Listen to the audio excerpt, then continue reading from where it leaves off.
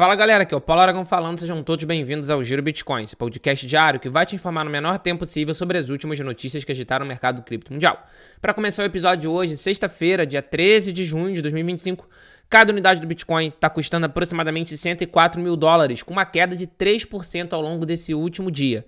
Queda essa que tem sido até pequena se a gente comparar com diversos outros criptoativos do mercado. O Ether, por exemplo, está caindo 9%, com cada unidade cotada em $2.500. Solana está caindo cerca de 10%, com cada unidade cotada em $144. Dogecoin também está caindo 8%, Cardano está caindo mais de 8%, Chainlink está caindo mais de 8%, Sui está caindo mais de 10%. O que está causando essa queda tão grande no mercado cripto de uma forma geral?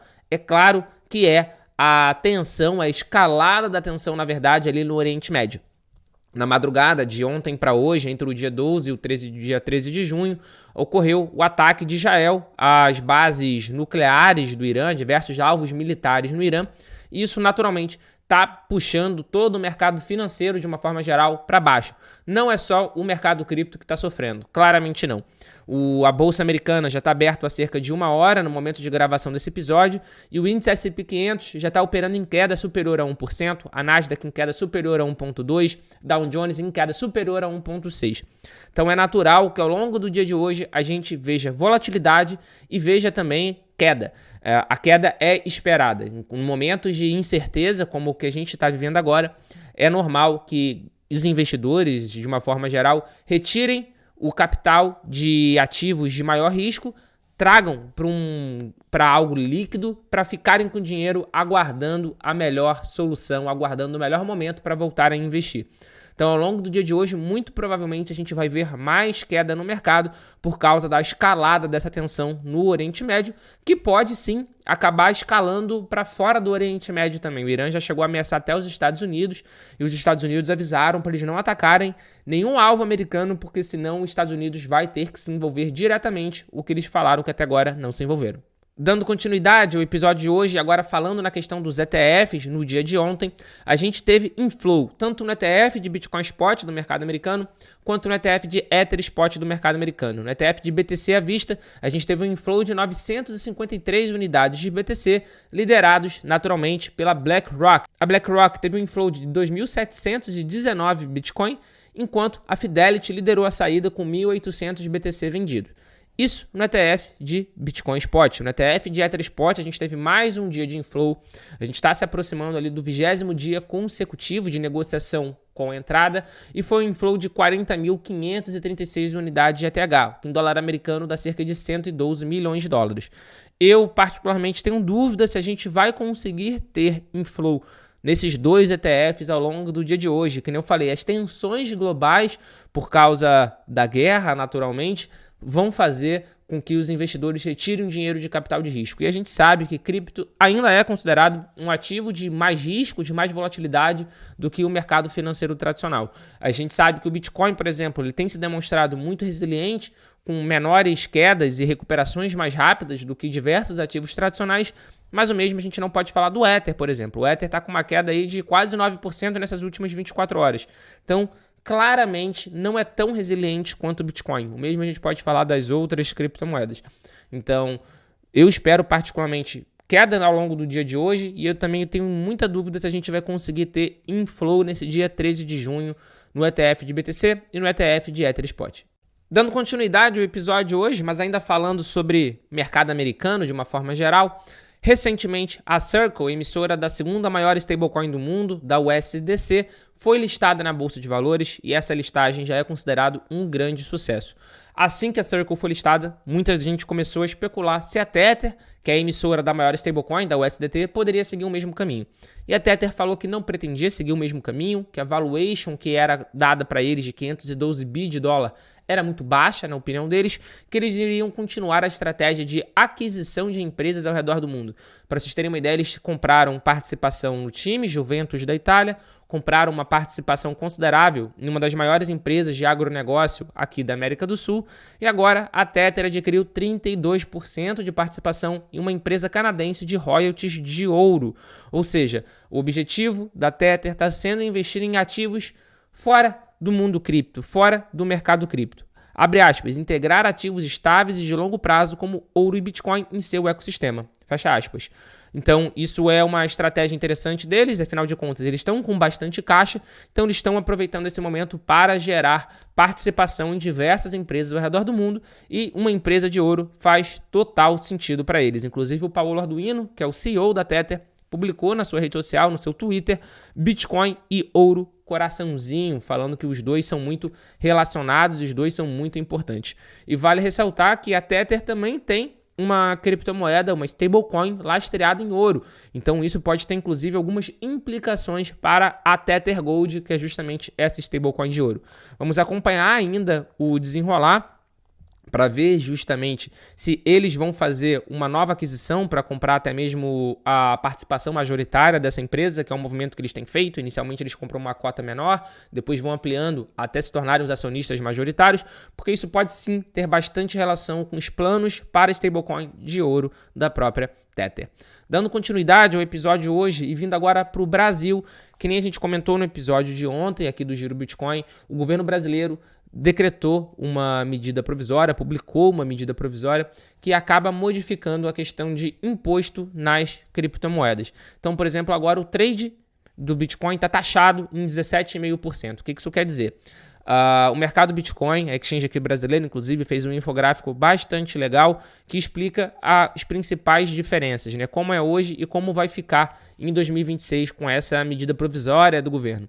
Hoje, por exemplo, todo mundo tem uma isenção de até 35 mil para ganho de capital. Então, se você movimentou até 35 mil, teve ganho de capital, hoje você é isento. E com essa medida provisória vai deixar de ser isento, não vai mais existir essa faixa de isenção e todo o lucro vai incidir 17,5%. Hoje, para você ter uma ideia, depois desses 35 mil, tem uma variação ainda entre 15% e 22,5%, dependendo do valor do ganho. Então, em 2026, tudo seria centralizado em 17,5%, mas não teria justamente essa isenção de até 35 mil. Então, com isso, a gente consegue ver que quem seria mais prejudicado seriam os pequenos investidores. O varejo, de uma forma geral, no Brasil, seria o mais prejudicado.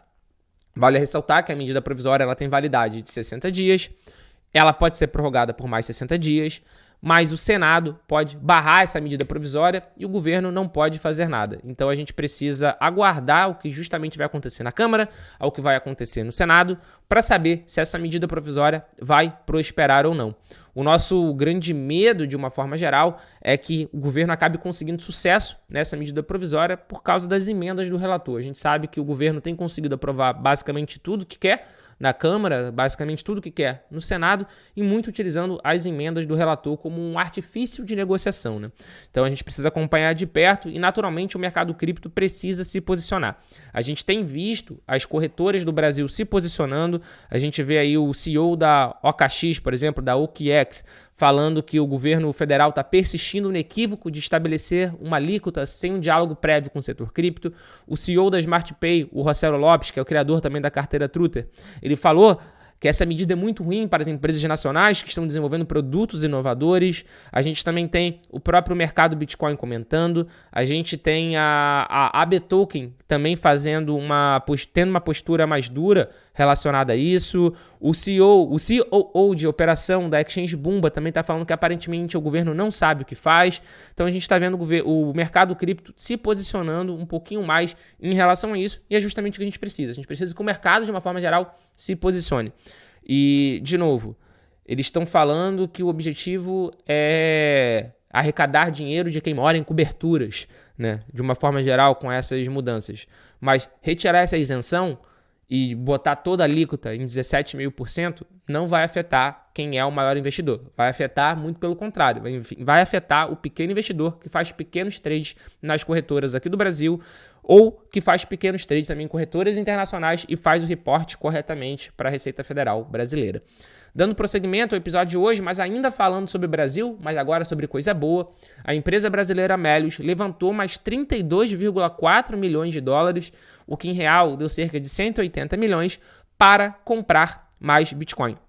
É isso mesmo, até a Melius está mergulhando de cabeça na questão de tesouraria de BTC. Atualmente, ele já tem uma quantidade bem razoável de Bitcoin adquirido. Hoje ele já tem cerca de 110 milhões de dólares, eles têm 320 BTC e vão comprar ainda mais. Então, levantaram agora mais 32 milhões de dólares em ação e vão comprar Bitcoin. E, de novo, esse movimento tem sido visto ao redor do mundo. É legal que a gente está vendo esse movimento chegar no Brasil através da Melius, que é uma empresa grande, é uma empresa conhecida. Não é uma empresa que começou a mexer com cripto agora, é uma empresa que lá atrás comprou o Alter, antigo Alter Bank, que era um cartão recarregável em cripto. Então, a Melius já tem um histórico com cripto e agora mergulhou de cabeça em tesouraria de BTC. Tá seguindo a cartilha da Strategy, tá seguindo a cartilha do Michael Saylor. E esse movimento, essa cartilha, tem sido seguido ao redor do mundo. A empresa japonesa, por exemplo, Remix Point, comprou mais 56,8 Bitcoin e agora eles têm 1.038 BTC. Então já está se posicionando ali, inclusive, como um dos maiores detentores corporativos de Bitcoin. Hoje, o ranking de empresa pública que tem BTC é a MicroStrategy, por muito, na primeira posição, com 582 mil. Depois, a Mara Holdings, que é uma empresa de cripto também listada na bolsa e trabalha com mineração, com 49.375 BTC. Na terceira posição, a gente tem a 21 Capital, que inclusive é uma joint venture formada, entre outras empresas, pelo SoftBank e pela Tether, com já 37.230. Depois a Riot Platforms, com 19.225. E na quinta posição, a Galaxy Digital, que é uma empresa canadense, mas agora também está listada na Nasdaq, com 12.830. A Tesla, para vocês terem uma ideia, nesse momento é a sétima colocada, com 11.509 BTC. Então a gente tem visto essa estratégia de compra de tesouraria de cripto, tesouraria de Bitcoin, se espalhar por empresas ao redor do mundo e é muito interessante que esse movimento tenha chegado aqui no Brasil também. E se você chegou até agora aqui no episódio, meu muito obrigado. Não deixa de se inscrever no canal, passa a seguir a gente, ativa o sininho de notificação se você estiver escutando ou vendo a gente pelo YouTube, está escutando a gente ou vendo pelo Spotify, Apple Podcasts, Deezer. Passa a seguir o podcast, dá 5 estrelinhas pra gente, que isso ajuda muito a continuidade do nosso trabalho. Muito obrigado pela sua companhia e a gente já tem um encontro marcado aqui na semana que vem. Valeu!